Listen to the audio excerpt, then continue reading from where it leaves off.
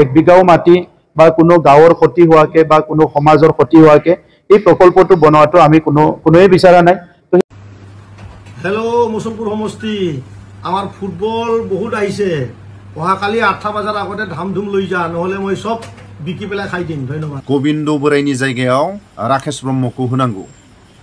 Deputy चिफआव Rakesh ब्रह्मखौ होनांगौ। फेरेंगा सारा अबे हादरनि गाइखेरजों दुगैखो, अबे हादरनि गाइखेर लाबोनानै फेरेंगा सारा दुगैखो? हाग्रामा महिलारि सारखौ फेरेंगा सारा मा बुंखो भिडिअनि फुटेजखौ खोनासंलांबा स्पष्ट बुजिगोन। हाथियारजों गाग्लोबग्रा हाग्रामा महिलारि सारा भिडिअनि फुटेजखौ एसे खोनासंलां। हाग्रामार जी माने কি কয় হত্যাকারী এটা যি হেৰিৰে তেওঁলোকে কাম কৰিছে। बासबारि फाग्लिजरा गामिनि हाया रावनावबो थाङा। प्रमद बर'आ रायजो राजाफोरनि आन्दोलनखौ बुजिनो हाबाय, रायजो राजाफोरनि आन्दोलनखौ प्रमद बर'आ जथेस्थ' खोनासंबाय। नाथाय इलेक्शननि सिगां प्रमद बर'आ बे आदानि कम्पानिनि बाउन्डारिखौ थि बानायनानै होनो हागोन ना हाया? इलेक्शननि उनाव बाउन्डारि सिमाखौ बानायोबा रायजो राजाफ्रा मालाबाबो फोथायनो हानाय नङा। आरो इलेक्शननि उनाव नंखाय फावथिना खालायनानै प्रमद बर'आ रायजो राजाफोरखौ जुदि नंखाय बाथ्रा बुंनानै आदानि कम्पानिनो जुदि हाखौ गथायोबा, बे फाग्लिजरा गामिनि हाखौ गथायोबा प्रमद बर'आ सासे हाग्राबारिनि गोसोम मानसि होननानै सिनायथि लानो गोनां जागोन प्रमद बर'आ। যি মানে কি কয় হত্যাকারী এটা যি হেৰিৰে তেওঁলোকে কাম কৰিছে, ইয়াৰ পৰা জনসাধাৰণক মুক্ত দিয়াই আমাৰ মূল উদ্দেশ্য। आरो नोङो लिरबाय, नोङो आरोबाव नोङो 9.4आव बिसार सुक्तियाव बेयाव लिरबाय नोङो इसिबां माने जेल जानाय हाइनेस केसाव थानाय माने एनडिबिनि केडारफोर दं, बिसोरखौ माने बख'नाय बाथ्रा बुङाखै, गवा बिसोर गासिबो। माने बे सुक्तिजों बिटिआर सुक्तिजों 9.4नि गेजेरजों माने हाइनेस केस गोनां मानसिफोरखौ गासिबो जेलाव जोबनानै दोननांगौ होननानै नों सुक्ति खालामना लाफैबाय। अब्ला बे जाथि फानाय जायाखै।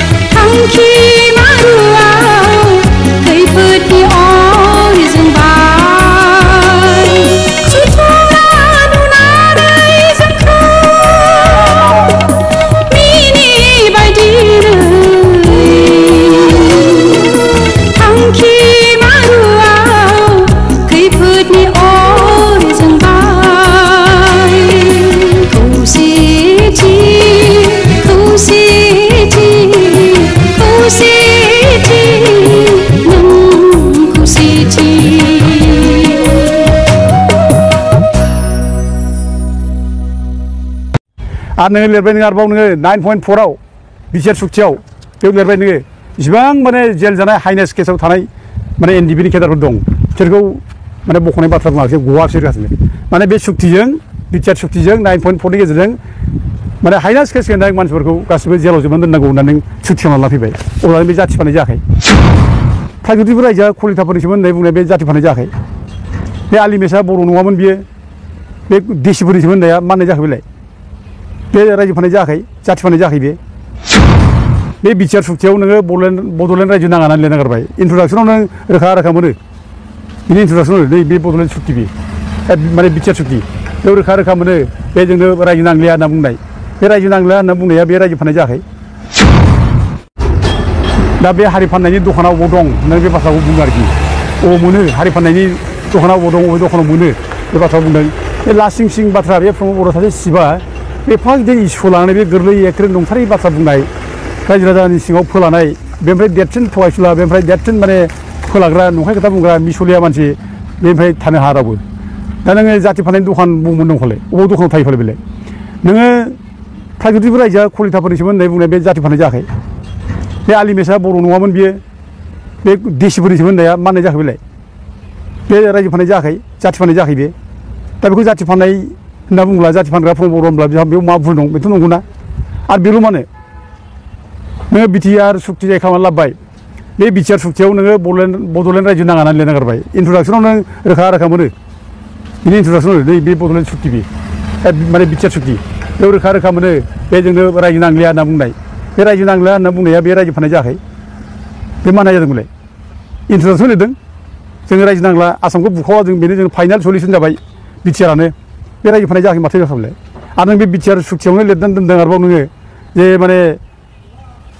3 साबक्लस 2आव जे बिटिसिनि बाउन्डारिखौ दानख'नांगौ जेसेबां माने नन ट्राइबेल पपुलेसन थानाय दं 50% बारा बेखौ दानख'जोबनांगौ होनना बुंबाय बे रायजो फाननाय जायाखै ना मा जादोंमोनलाय आरो नों बे बिटिआर सुक्तियावनो लिरबाय नोङो आरोबाव बिटिआरखौ प्रिन्सिपाल सेक्रेटारि सालायनाय नङा सिइअ सालायगोन बे मानो जाखो बे रायजो फाननाय जायाखैब्ला आरो नों बे बिटिआर सुक्तियावनो नोङो बुंबाय नोङो जे 4.6आव जे माने माबाखौ मा होनो बे बिटिसिखौ डिसिफोरनो सालायनो थाखाय पावार हरनाय बे बिटिआर सुक्तियावनो दङ 4.6आव अब्ला नों रायजो फाननाय जायाखै माथो जाखो बेलाय ओमफ्राय नोङो 7.2आव नों लिरबाय नोङो बे जेसेबां हा हु दं बिटिसिनि फरेस्ट लेन्ड बे ग्रेजिं फिल्ड कास्टलेन्ड ओमफ्राय रिभारेन्ट एरिया बेफोरखौ गासैबो आसाम गभर्नमेन्टनो माने नायनो हगारना होनाय जाबाय बे रायजो फाननाय जायाखैबा मानाय जादोंमोनलाय आरो नोङो लिरबाय नोङो आरोबाव नोङो 9.4आव बिसार सुक्तियाव बेयाव लिरबाय नोङो इसिबां माने जेल जानाय हाइनेस केसाव थानाय माने एनडिबिनि केडारफोर दं बिसोरखौ माने बख'नाय बाथ्रा बुङाखै गवासै गासिनो माने बे सुक्तिजों बिटिआर सुक्तिजों 9.4नि गेजेरजों माने हाइनेस केस गोनां मानसिफोरखौ गासिबो जेलाव जोबनानै दोननांगौ होननानै सुक्ति खालामना फैबाय अब्ला बे जाथि फाननाय जायाखै रोखा जाथि फाननाय जाबाय दा बेफोर खेथ्रआव दिनै प्रमद बर'खौ जाथि फानग्रा हारि फानग्रा होननायाव माने मा भुल दं मा गोरोन्थि दं आरो बेखौ बिथाङा जुदि बुङोब्ला अबे दखानाव मोनो रायजो फाननाय दखानाव बबाव दं होनना बुङोब्ला बेनिफ्राय जगन्यसिन नेता मा थानांगौ एथ' थुलुङा भाषा एथ' जगन्य भाषा एथ' सिरियास भाषाखौ दिनै बे माने एथ' सिरियास मेटारखौ दिनै बे अबेबा दखानाव जागोन थिनबाय बे दखानाव मोनो नामा बेखौ बे लेखायाव नायबानो जाबाय ना बे नोंनो रायजो नांला होननाय बे बिटिआर सुक्तियाव दंना आरो नोंनि बे दानि नैबे जायनाखि बे बाजेट सेसनाव जायनाखि माबा लानाय डिसिसन लानाय 24 एप्रिलाव थागिबिफोर रायजोखौ माने कलिताफोरनो होननाय आलिमेसखौ नोङो माबानो होननाय डिसिफोरनो होननाय बे मा होननाय जाखो बेलाय रायजो फाननाय जायाखैब्ला बे लेखायावनो दंना नों बेखौ फाग्ला थांबाथ' नों बे गोदावफ्राव बे रायजो फाननायनि दखानाव बबाव दंफालाय नागिरना अबावबा मोनो नामा होनना बुंनाय बे मुगैथाव राव बियो जों बेखौ निन्दा खालामो आं बेखौनो दा बर' रावजों बुंलायदों प्रमद बर' बिथांखौ जे नोंथाङा रायजो फाननायनि जुदि दखान नागिरनानै मोनाखिसैब्ला दखानसो नागिरबायब्ला नों रायजो फाननानै फैनाय लेखाखौ नागिरना मोनाखिसैब्ला नोङो दखानसो नागिरबायब्ला नोङो बे माबानि भरालिनि सारियाव हाबनानै नागिरदों नोङो रायजो फाननायनि डकुमेन्टखौ नों बेयावसो मोनसिगोन नोङो लाजिनांगौ बिदि बाथ्रा बुंनो दा दिनै नों लेखा रोखा दंजोबो गासिबो नों रायजो फाननाय लेखाफ्रा रोखा दं नों बबे दखानाव नागिरनाय बाथ्रा बुंदों नोंलाय दा बे सिरियास बाथ्रा जों दिनै बिटिसिआव दाबि खालामो इमिडियेटलि बेखौ माने केन्सेल खालामनांगौ बे प्राइभेट रायजोखौ बे कलिताफोर होननाय बेखौ जों माने केन्सेल खालामनांगौ इमिडियेटलि आरो केन्सेल खालामाबा लासिंसिं जागोन बर'फ्रा दिनै आलिमेसनि बाथ्रा बेखौ जुदि देसिफोरजों हगारनायब्ला बर'फ्रा लासिंसिं जागोन खलिताफ्रा रंजा खुसि मालाय बिरादनो प्राकृतिक रायजो दिबस पालन खालामगोन जों बेखौ बोरै सैज्य खालामनानै नायबाय थानो मालाय जों बोरै सैज्य खालामनो 22 डिसेम्बरखौ खलिताफोरनो हगारदों रेसपेक्टेड हलिडे बिसोर मालाय 22 डिसेम्बरखौ माने रंजा खुसि माने पालन खालामगोन दा जों बर'फ्रा लासिं सिं गावनि रायजोखौनो नोङो मालायनो हगारनायनि उनाव बिसोर रंजाब्ला जों सिरि नायबाय थानो जाहैबाय लासिं सिंनो एदबा माने मेटार बे सिरियास मेटार बे सिरियास मेटारखौ दिनै माने जोङो बर'फ्रा बयबो बेखौ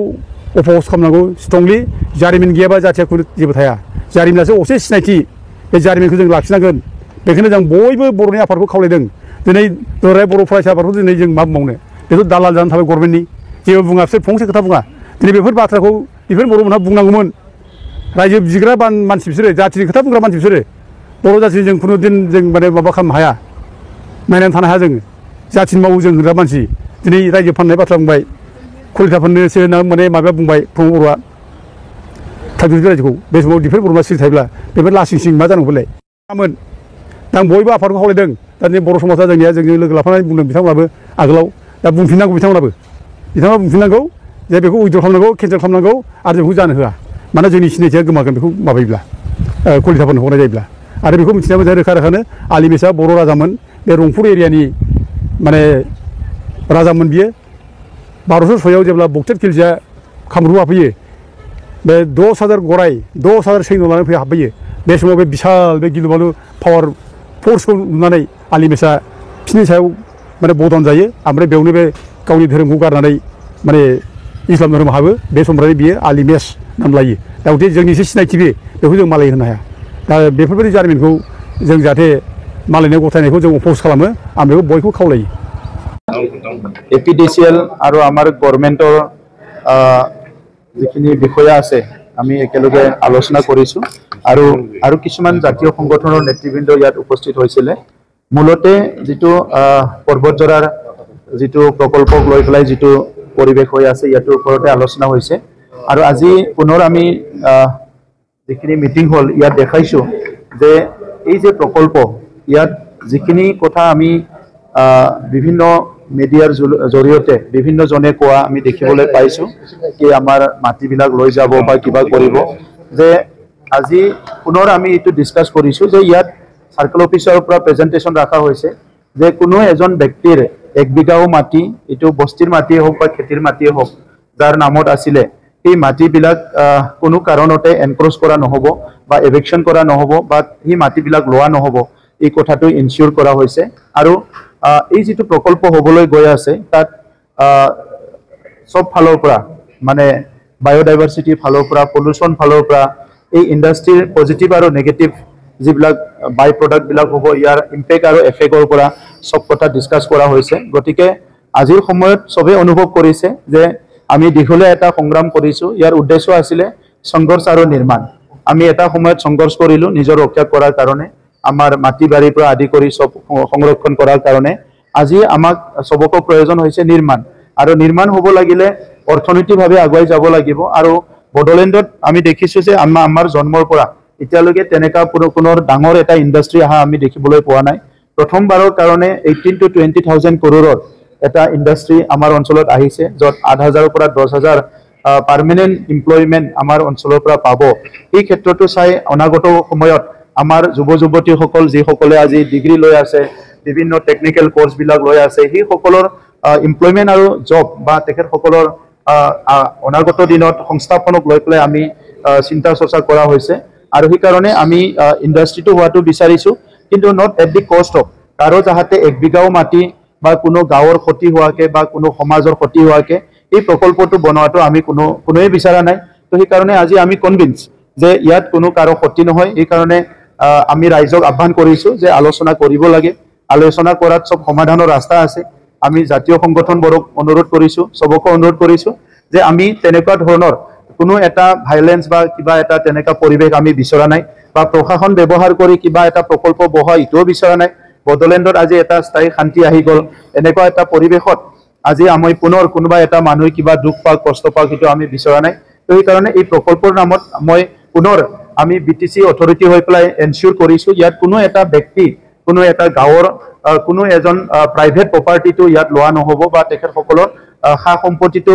এনক্ৰচ কৰি পেলাই এই ইণ্ডাষ্ট্ৰিটো কৰা নহ'ব এই কথাটো আজি আলোচনা কৰা হৈছে আৰু সেইকাৰণে গাঁৱত যিবিলাক কমিটি বনাইছে প্ৰটেকশ্যন কমিটি হওক বা যি কমিটি হওক তেখেতসকলৰ নেতৃবৃন্দৰ লগত যেতিয়াই বিচাৰে চৰকাৰে কথা পাতিবলৈ সাজু আছোঁ আৰু তেখেতসকলক আমাৰ এডমিনিষ্ট্ৰেশ্যনৰ বিচাৰি আছে যোৱাকালিও খবৰ দিয়া হৈছে আলোচনা কৰিব লাগে গতিকে তেখেতসকলে যেতিয়াই আলোচনা কৰিব বিচাৰে আমি আলোচনা কৰিবলৈ সাজু আছোঁ মই তেখেতসকলক আহ্বান কৰিছোঁ তাতে আপোনালোক বিপিএল ইউপিএলৰ অলপ দিগদাৰ হ'ব যেন লাগিছে একো দিগদাৰ নহয় কাৰণ